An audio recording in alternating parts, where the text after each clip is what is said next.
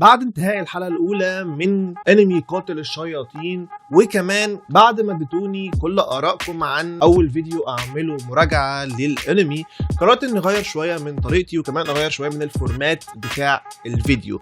هنعمل لو في لوح عجباني هنعملها في آخر الفيديو هنتكلم عنها، وهتكلم عن مناقشة كل حاجة شدتني في الحلقة. يعني مش هنراجع الحلقة بشكل كامل، لا هي الحاجات اللي شدتني أو اللي خدت بالي منها. الحلقة كلها كانت في لوكيشن واحد، يعني في مكان واحد بس، ودي حاجة من الحاجات اللي عجبتني جدا جدا جدا. وبدأنا من مطرح ما انتهت الحلقة الأولى، يعني الحلقة التانية هي حلقة مكملة بشكل مثالي وكانت كلها في نفس المكان. عندنا في الحلقة كمان 3 شخصيات محورية، وهم دول كانوا محور الحلقة بشكل كامل. او خلينا اقول 4 شخصيات، وهتفهم ليه انا اترددت ما بين 3 شخصيات و4 شخصيات. الشخصيات هم تانجرو، صانع السيوف الطفل، الدمية، وركز لي على الدمية دي، دمية يوريتشي، وكمان كان معانا هشرة المست او هشرة الضباب. الحلقة كلها كانت بتدور حواليهم هم بشكل كامل. كان كل الفكرة ان المست هشرة كان عايز المفتاح اللي بيشغل الدمية بتاعت يوريتشي، والدمية بتاعت يوريتشي دي ليها قصة، وبنفهم وبنعرف حاجة مهمة جدا جدا جدا جدا، هي ان الهشرة يوريتشي كان موجود قبل 300 سنة. فانا مش عارف ازاي بيجي في احلام تانجرو واحنا كلنا كنا فاكرينه ابوه، فبشكل ما هو غالبا مش ابوه. بشكل ما الهشرة يوريتشي كان موجود من زمان جدا، من قبل حتى ما تانجيرو يتولد، او من قبل حتى ما ابو تانجيرو يكون موجود. فزي ما قال له صانع السيوف الطفل ان دي افكار عنده او ذكريات موروثه من جده او جد جده وحاجه زي كده، فهو ما يقربش لتانجيرو. ده احساسي انا، وده اللي قريته في كومنتس من الكومنتات اللي حسيته بيحرق عليا، ولكن خلاص انا قريته فشكرا للي حرق عليا. يعني موضوعنا هو المست هشرة ضد صانع السيوف الطفل علشان يحصل على الجايزة، وهي الدمية، علشان يتدرب ضدها. تانجيرو بيشوف المشهد ده من ورا، بيشوفه من ورا كده وهم قاعدين بيتخانقوا مش عارف ايه وكده، وبعد كده تانجيرو بيتدخل. الكلام المهم بقى اللي عندي هو عن المست هشرة. شخصيته ضايقتني شويه. مست هشرة مش من الشخصيات حاليا المفضله عندي، لانه شخص بارد جدا، شخص عنيف، شخص اجريسيف وما بيهموش حد، يعني بيقول على طول. ولكن زي ما قال تانجيرو ان مفيش من اتجاهه اي رائحه خبث، فمش بتحس ان هو خبيث نوعا ما، ولكن هو اجريسيف جدا، وزي ما بيقولوا كده جلمف، يعني بيرد كده كل حاجه، وشخصيته تضايق حتى مع الاطفال.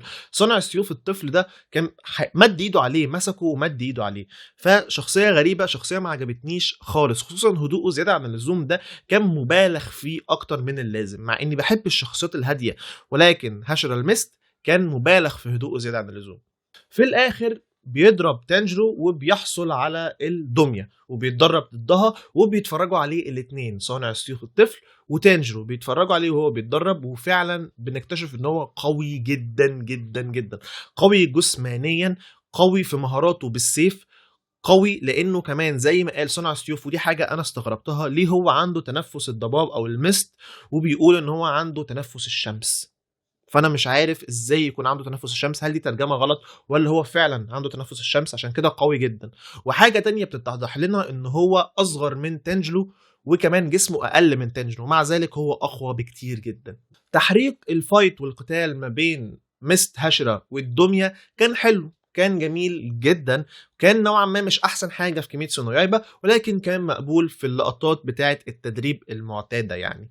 وبنفهم عن الدميه دي ان هي قويه جدا، بل هي تعادل هشرة. انتوا متخيلين ان الدميه معموله من شخصيه يوريتشي، عاملينها ب5 ايادي علشان تقدر تواكب سرعه ايادي يوريتشي اللي هما بيتكلموا عنها؟ فواضح ان يوريتشي ده كان اسطوره خالده، وزي ما بيقولوا ان الدميه دي معموله علشان تتدرب ضدها، وعشان كده كان بيحميها صانع السيوف الطفل، لانه خايف ان هي تتحطم، ولو تحطمت مش هيعرف يصلحها. وبينتصر الميست هشرة على الدميه في التدريب، ولكن سيفه بيتكسر، فبياخد سيف من الدميه بالدراع بتاعها وبيرمي سيفه لتانجيرو. فدلوقتي تانجيرو معاه سيف الميست هشرة اللي هو نوعا ما مكسور، والميست هشرة معاه ايد وسيف من الدميه. بعد ما بيفكروا تانجيرو وصانع السيوف الطفل ان الدميه اتكسرت عن طريق الميست هاشيرا، بيكتشفوا ان الدميه شغاله، فبيقرروا ان تانجيرو يتدرب مع الدميه علشان يصبح اقوى ويجابه الميست هاشيرا. وبالفعل بيتدرب ضد الدميه، ولكن الدميه بدل السيوف بتستخدم الاخشاب،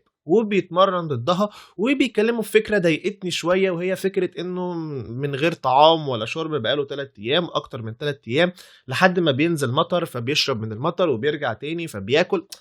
الفكره دي كلها ما عجبتنيش بصراحه. بعد مده من التدريب بينتصر تانجيرو على الدميه وبيقطع رقبتها، وبيظهر لنا سيف في رقبه الدميه، واتخيل ان ده سيف يوريتشي. ده اللي انا متخيله، وتانجيرو هيحصل على السيف ده ويحارب بيه، وهيكون من اقوى السيوف اكيد، يعني دي حاجه مفروغ منها. وبتنتهي الحلقه على كده. دي كل حاجه انا خدت بالي منها في الحلقه، ودي كل حاجه اهتميت بيها في الحلقه. زي ما قلت جوه الفيديو، هقول لكم هنا نظريات انا خدت بالي منها وهي في دماغي، وانتوا قولوا لي صح ولا غلط، وشاركوا معايا في الكومنتس تحت.